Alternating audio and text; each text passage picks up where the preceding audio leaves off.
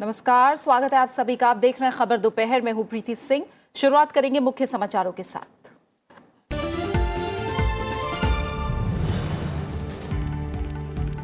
भारतीय वायुसेना के पायलट को वापस लाने की कोशिशें तेज। रक्षा मंत्री ने तीनों सेना प्रमुखों के साथ की बैठक। कैबिनेट बैठक से पहले प्रधानमंत्री की अध्यक्षता में कैबिनेट कमेटी ऑन सिक्योरिटी की बैठक आज।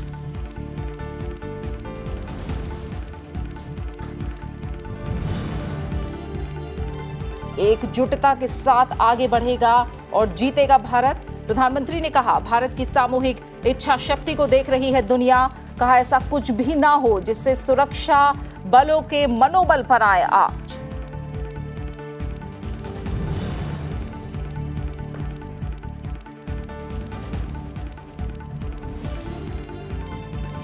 एसोसिएटेड जर्नल्स लिमिटेड को खाली करना होगा हेरल्ड हाउस। दिल्ली हाईकोर्ट ने फैसला रखा बरकरार। सिंगल बेंच के आदेश को चुनौती देने वाली याचिका खारिज।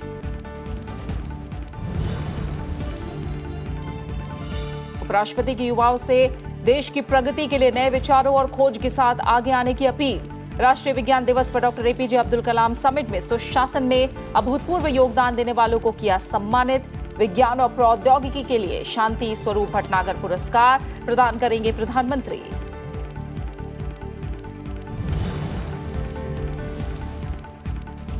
उत्तर कोरिया के नेता किम जोंग उन और अमेरिकी राष्ट्रपति डोनाल्ड ट्रंप के बीच नहीं बनी बात। व्हाइट हाउस ने कहा, बिना किसी समझौते के खत्म हुई वियतनाम शिखर वार्ता। ट्रंप ने कहा, प्रतिबंध हटाने की उत्तर कोरिया की मांग उन्होंने की खारिज। भारतीय वायुसेना के पायलट को वापस लाने की कोशिशें तेज कर दी गई हैं। इस बीच रक्षा मंत्री निर्मला सीतारमण ने आज तीनों सेनाध्यक्षों के साथ बैठक की। वो सुरक्षा हालात की समीक्षा के लिए कल जम्मू कश्मीर का दौरा करने वाली हैं। इसके अलावा प्रधानमंत्री नरेंद्र मोदी ने आज शाम अपने आवास पर कैबिनेट की बैठक बुलाई है। ये बैठक शाम 6:30 बजे होगी। इससे पहले प्रधानमंत्री की अध्यक्षता में कैबिनेट कमेटी ऑन सिक्योरिटी की बैठक भी होगी। और ज्यादा जानकारी लेंगे हमारे संवाददाता पंचनन मिश्रा इस समय हमारे साथ जुड़े हुए हैं। पंचनन, पायलट को वापस लाने की कोशिशें तेज हैं और इसे लेकर आज तमाम सरगर्मियां भी देखने को मिलेंगी। एक के बाद एक कई अहम बैठक होनी है आज। बिल्कुल प्रीति, एक के बाद एक कई अहम बैठक होनी है। हालांकि औपचारिक तौर पर अभी तक सरकार की ओर से कुछ नहीं कहा गया। हमको जो लास्ट सरकार की ओर से जो बात हुई थी, पत्रकारों से जो बात हुई थी, वो एमईए की ब्रीफिंग कल हुई थी, कल करीब 3:30 बजे। उसके बाद से कोई भी औपचारिक बातचीत नहीं है। लेकिन आज कैबिनेट की बैठक भी है शाम को। उससे पहले कैबिनेट की सुरक्षा मामलों की बैठक है और हमें ये पता लगा है कि यहीं साउथ ब्लॉक में ही आर्मी और एयरफोर्स उनकी एक ज्वाइंट प्रेस कॉन्फ्रेंस भी शाम को 5 बजे होगी। और ये सारी कवायद, सबसे पहला ये है कि पाकिस्तान के साथ जो तनाव की स्थिति उत्पन्न हुई है उससे निपटने के लिए, और जो हमारा एक पायलट जो पाकिस्तान के कब्जे में है उसको बिल्कुल सकुशल वापस लाने की जो कोशिशें हैं वो बिल्कुल तेज कर दी गई हैं। और सभी ऑप्शंस पे विचार यहाँ पर किया जाएगा, क्योंकि कुछ देर पहले हमने देखा कि रक्षा मंत्री निर्मला सीतारमण ने भी सेना के तीनों प्रमुखों के साथ भी बैठक की थी। तो बैठकों का कई दौर लगातार जारी है और कोशिश ये है कि जो पाकिस्तान ने जिस तरह से आतंकवाद को बढ़ावा देने के बाद पुलवामा किया और हमारे जो एयर स्पेस था उसको कल वायलेट किया, उसके बाद की स्थिति पर क्या कदम उठाया जाए। क्योंकि हमने जैसा देखा था कि भारतीय विमानों ने जाकर जैश ए मोहम्मद के ठिकानों पर सटीक बमबारी करके और पाकिस्तान को एक बहुत ही कड़ा संदेश दिया था और पूरी दुनिया उसमें भारत के साथ नजर आई थी। और इसी कोशिश में भी देखिए आप, ये दिख रहा है कि यूएन में जो प्रस्ताव एक आ सकता है कि जो उसको फ्रांस, अमेरिका और ब्रिटेन लेकर जैश ए मोहम्मद पे किस तरह से पाबंदी लगाए, वो भी भारत की कहीं ना कहीं एक अपने आप में कूटनीतिक जीत है। तो वॉर के इस ऑफेंसिव फ्रंट के साथ साथ भारत की जो कोशिश है कूटनीतिक स्तर पर भी काफी तेज है और उसके कुछ ना कुछ नतीजा देखने को मिल सकता है। लेकिन जो सबसे पहली जो प्रायोरिटी अब दिख रही है सरकार की, वो ये है कि जो MiG-21 के जो पायलट थे पाकिस्तान की सीमा में चले गए और पाकिस्तान के कब्जे में है, उनको किस तरह सकुशल वापस लाया जाए। बिल्कुल, बहुत बहुत शुक्रिया पंचनन इस जानकारी को फिलहाल हम तक पहुंचाने के लिए आपका। और इस बीच जम्मू कश्मीर में पाकिस्तानी लड़ाकू विमानों के भारतीय हवाई क्षेत्र का उल्लंघन किए जाने के बाद प्रधानमंत्री नरेंद्र मोदी ने कल तीनों सेना प्रमुखों के साथ बैठक की थी। इसमें उन्हें सुरक्षा की ताजा स्थिति के बारे में जानकारी दी गई। प्रधानमंत्री कार्यालय में हुई इस बैठक में सुरक्षा और खुफिया विभाग के शीर्ष अधिकारी जुटे। इस दौरान पाकिस्तान में जैश ए मोहम्मद के प्रशिक्षण शिविर पर भारत के हवाई हमले के बाद हुए नए घटनाक्रमों पर चर्चा की गई। बैठक में राष्ट्रीय सुरक्षा सलाहकार अजीत डोभाल, भारतीय थल सेना नौसेना और वायुसेना के वरिष्ठ अधिकारी और अन्य सुरक्षा अधिकारी मौजूद थे। अधिकारियों ने प्रधानमंत्री को ताजा घटनाक्रमों की जानकारी देते हुए भारत पाकिस्तान के बीच हवाई झड़प के बारे में भी बताया। इस घटना के तहत भारतीय वायुसेना ने पाकिस्तान के एक लड़ाकू विमान को मार गिराया, जबकि भारतीय वायुसेना को भी अपना एक MiG-21 गंवाना पड़ा। प्रधानमंत्री नरेंद्र मोदी ने कहा है कि भारत एकजुटता के साथ आगे बढ़ेगा और जीतेगा। प्रधानमंत्री ने कहा कि भारत की सामूहिक इच्छा शक्ति को दुनिया देख रही है। प्रधानमंत्री नरेंद्र मोदी ने आज वीडियो कॉन्फ्रेंसिंग के जरिए मेरा बूथ सबसे मजबूत कार्यक्रम के अंतर्गत पार्टी कार्यकर्ताओं, शुभचिंतकों, स्वयंसेवकों और विशिष्ट नागरिकों से महासंवाद में ये बात कही है। इस मौके पर प्रधानमंत्री ने कहा कि हमारा देश नई नीति, नई रीति के साथ आगे बढ़ेगा। पूरा देश आज जवानों के साथ खड़ा है। इस समय देश की भावनाएं एक अलग स्तर पर है। देश का वीर जवान सीमा पर और सीमा के पार भी अपना पराक्रम दिखा रहा है। पूरा देश आज एक है और हमारे जवानों के साथ खड़ा है। दुनिया हमारे कलेक्टिव विल को देख रही है। हमारी सेनाओं के सामर्थ्य पर हमें भरोसा है और इसलिए बहुत आवश्यक है कि कुछ भी ऐसा न हो जिससे उनके मनोबल पर आंच आए या हमारे दुश्मनों को हमारे पर उंगली उठाने का मौका मिल जाए। साथियों, जब दुश्मन भारत को अस्थिर करने की साजिश करता है, जब आतंकी हमला करता है, तो उनका एक मकसद ये भी होता है कि हमारी प्रगति रुक जाए, हमारी गति रुक जाए, हमारा देश थम जाए। उनके इस मकसद के सामने हर भारतीय को दीवान बनकर के, चट्टान बनकर के खड़ा होना है। देश की सुरक्षा और सामर्थ्य का संकल्प लेकर हमारा जवान सीमा पर डटा हुआ है।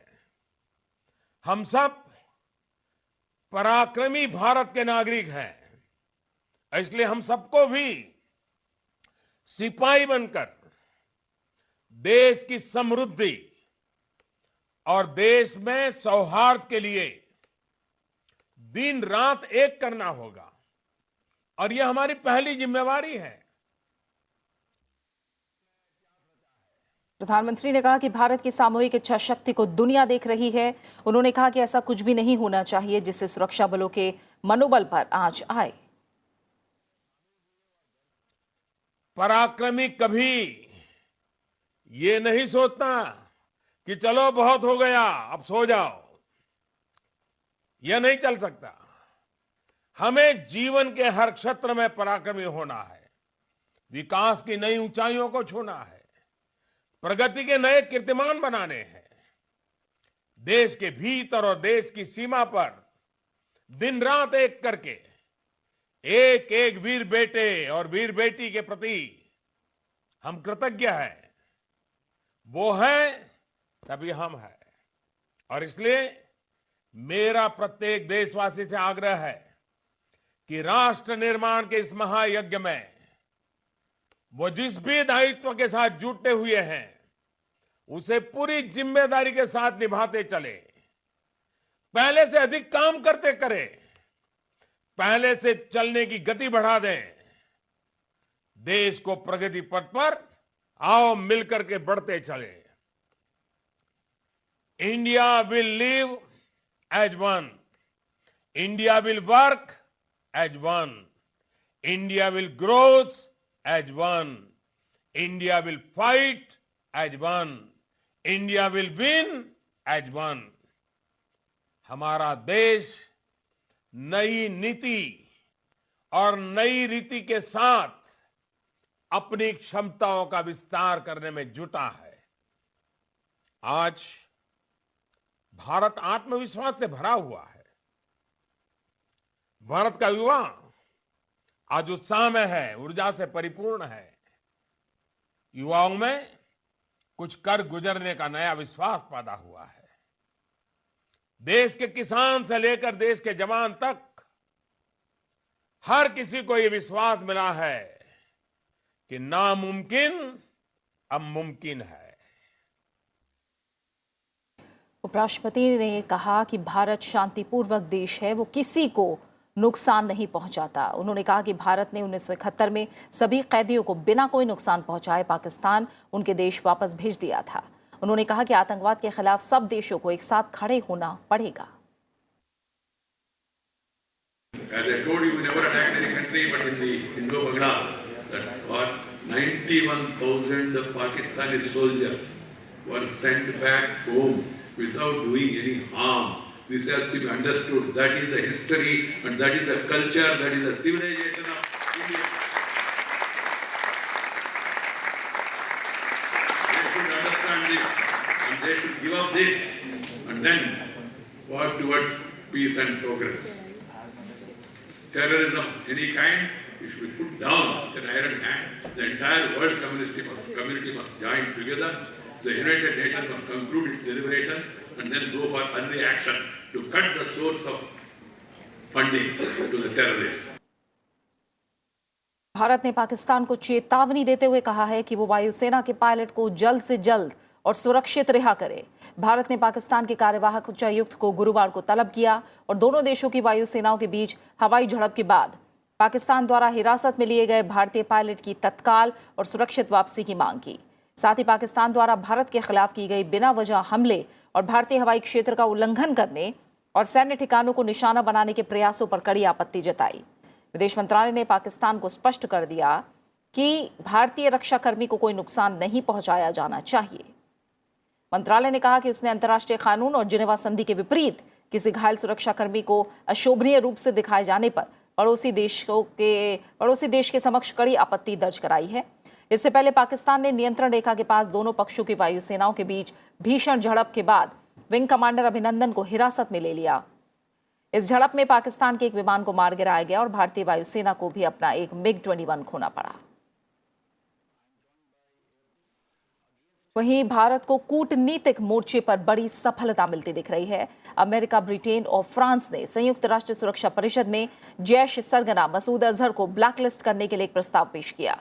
इस प्रस्ताव में कहा गया है कि जैश ने ही भारतीय अर्धसैनिक बल CRPF के काफिले पर हमला किया था। अमेरिका, ब्रिटेन और फ्रांस ने 15 सदस्यीय संयुक्त राष्ट्र सुरक्षा परिषद प्रतिबंध समिति से कहा कि वो मसूद अजहर के खिलाफ आर्म्स एम्बार्गो के साथ ही वैश्विक यात्रा प्रतिबंध लगाए और उसकी संपत्तियों को जब्त करे। समिति ने इस प्रस्ताव पर आपत्ति दर्ज कराने के लिए 13 मार्च तक का समय दिया है। अमेरिका ने पाकिस्तान से सख्ती से कहा है कि वो अपनी जमीन पर सक्रिय आतंकी संगठनों के खिलाफ सार्थक कार्रवाई करे। अमेरिकी विदेश विभाग ने अपने बयान में कहा कि पाकिस्तान संयुक्त राष्ट्र सुरक्षा परिषद में किया गया अपना वादा निभाए और पाकिस्तान को आतंकवादियों की जमीन ना बनने दे। साथ ही अमेरिका ने यह भी कहा कि पाकिस्तान आतंकवादियों की फंडिंग रोके। अमेरिका का यह बयान भारत के पाकिस्तान को डॉजियर सौंपने के बाद आया है। डॉजियर में CRPF पर पुलवामा में किए गए आतंकवादी हमले में जैश की संलिप्तता के विशिष्ट ब्यौरों और पाकिस्तान में मौजूद संयुक्त राष्ट्र प्रतिबंधित आतंकवादी संगठनों के शिविरों के बारे में जिक्र है। अमेरिका, फ्रांस, ब्रिटेन और यूरोपीय यूनियन ने दोनों पक्षों से संयम बरतने की अपील की है। पाकिस्तान ने आज सुबह कश्मीर में कृष्णा घाटी में सीजफायर का उल्लंघन किया। पाकिस्तान ने LOC के पास पुंछ जिले में सीजफायर उल्लंघन किया। भारतीय सेना ने पाकिस्तान की इस हरकत का करारा जवाब दिया। पाकिस्तान की ओर से लगातार 7वां दिन है जब सीजफायर का उल्लंघन किया गया और LOC के पास चौकियों को निशाना बनाया गया। इस्लामिक सहयोग संगठन के पूर्ण सत्र में भाग लेने के लिए विदेश मंत्री सुषमा स्वराज आज आबू धाबी रवाना होंगी। ये पहला मौका है जब इस्लामिक सहयोग संगठन के सत्र में भारत को विशेष अतिथि के तौर पर आमंत्रित किया गया है। सुषमा स्वराज शुक्रवार को 57 इस्लामिक देशों के विदेश मंत्रियों के सत्र को संबोधित करेंगी। पाकिस्तान इस्लामिक सहयोग संगठन के संस्थापक सदस्यों में से एक है।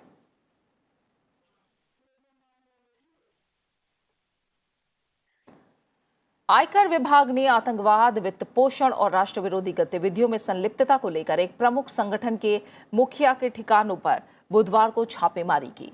विभाग ने किसी संगठन या व्यक्ति के नाम का उल्लेख किए बगैर जानकारी दी कि उसने इस संगठन प्रमुख के कश्मीर घाटी स्थित 4 और राष्ट्रीय राजधानी के 3 ठिकानों पर छापेमारी की। विभाग ने कहा कि तलाशी कार्रवाई के दौरान खनन, होटल आदि कारोबार से जुड़े बड़े पैमाने पर अघोषित वित्तीय लेन देन के बारे में विश्वस्त साक्ष्य मिले हैं। उसने विशिष्ट सूचना साझा किए बगैर कहा कि कर भुगतान से बचने वाले परिवार के आवासीय परिसरों के पुनर्निर्माण पर हुए बेहिसाब खर्च का सबूत जुटाया है। आयकर विभाग ने कहा कि बड़े पैमाने पर वित्तीय लेन देन के बावजूद ना ही उस प्रमुख व्यक्ति और ना ही उसके परिवार के किसी सदस्य ने कभी आयकर रिटर्न भरा। तलाशी के दौरान मिले साक्ष्य कर से जानबूझकर बचने की कोशिश को जाहिर करता है। तलाशी के दौरान 3 हार्ड डिस्क भी जब्त की गई हैं। बयान में कहा गया है कि उम्मीद है कि डिस्क में दर्ज सूचना के विश्लेषण से कर से बचने वाले और उसके सहयोगियों के बारे में और पुख्ता जानकारी मिलेगी। ये कार्रवाई अलगाववादी तत्वों और घाटी में उनकी गतिविधियों के लिए धन मुहैया कराने वाले अवैध स्रोत का पता लगाने के लिए की जा रही कोशिशों का हिस्सा है। वित्त मंत्री अरुण जेटली ने कहा है कि देश एकजुट है, लेकिन विपक्षी दल ऐसी भाषा बोल रहे हैं जो पाकिस्तान को मजबूत कर रही है। वित्त मंत्री ने ट्वीट किया कि पुलवामा में सीमा पार से आतंकी हमला एक वास्तविकता थी। बालाकोट में आतंक विरोधी कार्यवाही भारत की संप्रभुता की रक्षा के लिए उठाया गया एक प्रिएम्प्टिव कदम है। विरोधी दलों से मेरी अपील है कि राष्ट्र को इस समय एक स्वर में बोलना चाहिए। उन्होंने कहा कि विपक्षी दल इस बात पर चिंतन करें कि आप लोगों के गलत बयान को पाकिस्तान अपनी स्थिति को मजबूत करने में इस्तेमाल कर रहा है। पूरे देश ने एक स्वर में सरकार की कार्यवाही को उचित मानते हुए उसका समर्थन किया है।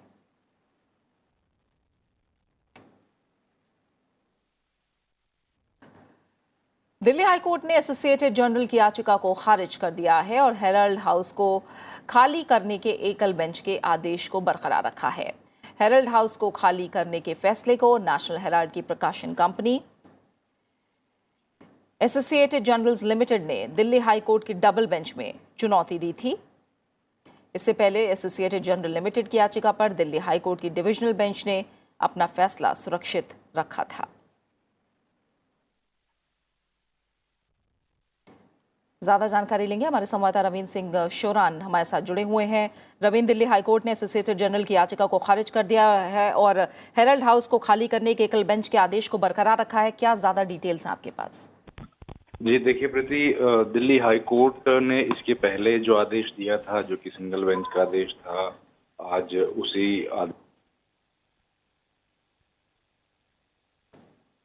बरकरार रखते हुए डिवीजन बेंच ने आज फिर। रविंद्र, आपकी आवाज हम तक सही तरीके से नहीं पहुंच रही है। दिल्ली हाईकोर्ट ने एसोसिएटेड जर्नल की याचिका को खारिज किया है और हेराल्ड हाउस को खाली करने के एकल बेंच के आदेश को बरकरार रखा है। हेराल्ड हाउस को खाली करने के फैसले को नेशनल हेराल्ड की प्रकाशन कंपनी एसोसिएटेड जर्नल्स लिमिटेड ने दिल्ली हाईकोर्ट की डबल बेंच में चुनौती दी थी। आइए आगे बढ़ते हैं। सुप्रीम कोर्ट ने आदिवासियों और वनवासियों को भारी राहत देते हुए उन्हें फिलहाल बेदखल नहीं करने का आदेश दिया है। सुप्रीम कोर्ट ने 13 फरवरी के आदेश पर फिलहाल रोक लगा दी है। इसी के साथ केंद्र और राज्य सरकार को फटकार भी लगाई है। इस मामले की अगली सुनवाई 10 जुलाई को होगी। ये फैसला सुप्रीम कोर्ट ने केंद्र सरकार की ओर से आदिवासियों को जंगलों से हटाने के आदेश पर रोक लगाने के मामले में सुनवाई के दौरान दिया। देश भर में आज विज्ञान दिवस मनाया जा रहा है। 28 फरवरी 1928 को देश के प्रख्यात वैज्ञानिक सर सीवी रमन ने रमन इफेक्ट की खोज की थी, जिसकी याद में हर साल विज्ञान दिवस मनाया जाता है। इस खोज के लिए सीवी रमन को 1930 में नोबेल पुरस्कार से भी सम्मानित किया गया था। भारत में आर्यभट्ट, चंद्रशेखर और वेंकट रमन जैसे कई वैज्ञानिक हुए जिन्होंने विज्ञान के क्षेत्र में देश का नाम रोशन किया। विज्ञान दिवस का मकसद लोगों में विज्ञान के लिए दिलचस्पी लाना और क्षेत्र में नए प्रयोगों के लिए प्रेरित करना है। उपराष्ट्रपति एम वेंकैया नायडू ने कहा है कि देश की तरक्की के लिए शहर और गांव के बीच की लकीर को खत्म करना होगा। उन्होंने कहा कि गांव देहात में आज भी 60% लोग रहते हैं, उनके विकास पर ध्यान देने की जरूरत है। डॉक्टर एपीजे अब्दुल समिति को संबोधित करते हुए उन्होंने वहां मौजूद युवाओं से अपील की कि देश की प्रगति के लिए नए विचार और खोज के साथ आगे आए। इस मौके पर उन्होंने पूर्व राष्ट्रपति डॉक्टर एपीजे अब्दुल कलाम को याद करते हुए कहा कि पूरे देश के वो लोकप्रिय नेता थे जिन्होंने अपने देश के लिए पारदर्शिता, भ्रष्टाचार मुक्त जैसे विचारों के साथ देश में शासन की परिकल्पना की थी। इस मौके पर उपराष्ट्रपति ने मध्य प्रदेश के पूर्व मुख्यमंत्री शिवराज सिंह चौहान को बेहतर शासन के लिए कलाम अवार्ड से भी सम्मानित किया।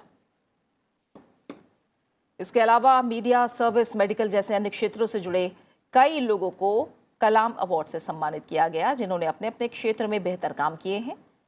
साथ ही उपराष्ट्रपति एम वेंकैया नायडू ने 50 कलाम डिजिटल लाइब्रेरी और वाटर वॉरियर्स 2 जैसे कार्यक्रमों की शुरुआत भी की। India that is firmly on a development trajectory, an India that will harness its intellectual, cultural and spiritual capital to regain its rightful place in the community of nations, an India which will reap rich demographic dividend by providing knowledge and skills to its youth, an India that is inclusive, where the welfare of all the people is taken care, an India which is dynamic, forward-looking, with the courage to bridge numerous divides, especially the urban-rural divide. An India where there is no corruption, an India where there is no exploitation, an India where the economic disparities are bridged, an India where there is no gender discrimination. प्रधानमंत्री नरेंद्र मोदी आज विज्ञान भवन में आयोजित होने वाले शांति स्वरूप भटनागर पुरस्कार समारोह में शामिल होंगे। प्रधानमंत्री 2016, 2017 और 2018 के लिए विजेताओं को शांति स्वरूप भटनागर पुरस्कार प्रदान करेंगे।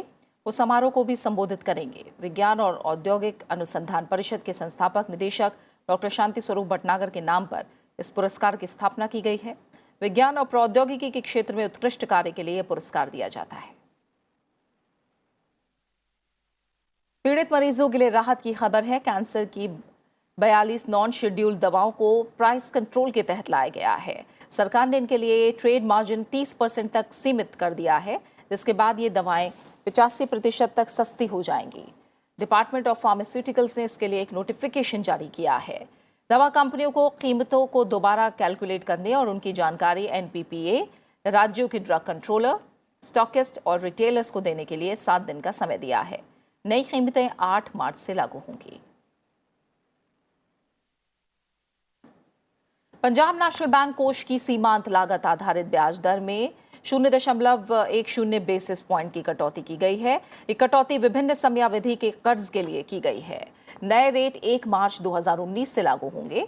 1 साल के कर्ज पर ब्याज दर 8.55% से कम करके 8.45% कर दी गई है। वहीं 3 साल की अवधि के कर्ज के लिए ब्याज दर कम करके 8.65% होगी। अहम अंतर्राष्ट्रीय खबर में वियतनाम की राजधानी हनोई में अमेरिकी राष्ट्रपति डोनाल्ड ट्रंप और उत्तर कोरिया के नेता किम जोंग उन के बीच शिखर वार्ता बिना किसी समझौते के खत्म हो गई है। अमेरिकी राष्ट्रपति डोनाल्ड ट्रंप ने कहा है कि प्रतिबंध हटाने की उत्तर कोरिया की मांग खारिज कर दी गई है। दोनों नेताओं के बीच ये दूसरी शिखर वार्ता थी। इससे पहले डोनाल्ड ट्रंप और किम जोंग उन के बीच पिछले साल जून में सिंगापुर में पहली ऐतिहासिक बैठक हुई थी।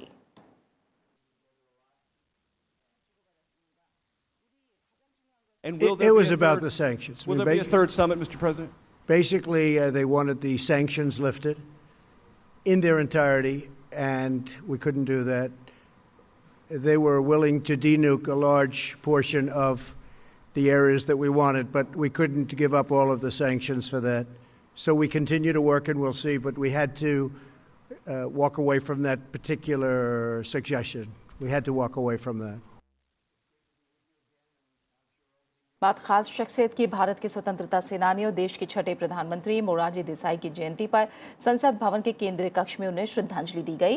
बीजेपी के वरिष्ठ नेता लालकृष्ण आडवाणी, केंद्रीय मंत्री विजय गोयल समेत कई नेताओं ने मोरारजी देसाई की तस्वीर पर श्रद्धासुमन अर्पित किए। 23 मार्च 1977 को 81 साल की उम्र में मोरारजी देसाई ने भारत के प्रधानमंत्री का दायित्व संभाला। मोरारजी इकलौते ऐसे शख्स थे जिन्हें भारत के सर्वोच्च सम्मान भारत रत्न और पाकिस्तान के सर्वोच्च सम्मान निशाने पाकिस्तान से सम्मानित किया गया है। और इसी के साथ फिलहाल खबर दोपहर में इतना ही। आप बने रहिए राज्यसभा टीवी के साथ। नमस्कार।